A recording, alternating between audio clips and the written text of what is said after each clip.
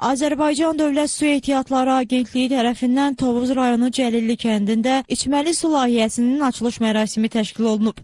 Mərkəzləşdirilmiş su təchizatı sisteminin yaradılması məqsədi ilə şəhərin mövcud su təchizatı sisteminin imkanlarından istifadə etməklə yeni su xətləri inşa edilərək kəndin müxtəlif nöqtələrində layihəyə uyğun olaraq ictimai bulaq qurlaşdırılıb.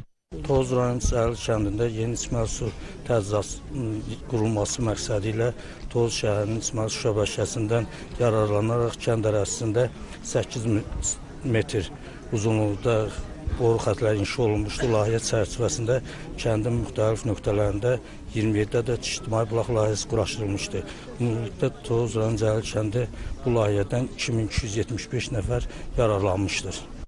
Qeyd edək ki, Tovuz şəhərinin mövcud su təchizatı sistemi Zəyəmçay çayı məcrasından üfüqi su qəbul edici qurğu və Tovuzçay su anbarı ərazisində 6 ədəd subartizan quyuları vasitəsilə təmin olunur. Şəhərin ümumi 6982 abonenti var.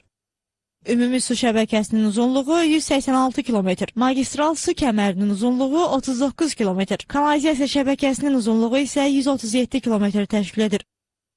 Eyni zamanda 2 meydança su anbarı kompleksi, 1 ədəd su nasos stansiyası və 1 ədəd məhsuldarlığı gündə 6400 kubmetr olan tullantı su təmizləyici qurğular kompleksi istismar olunmaqdadır.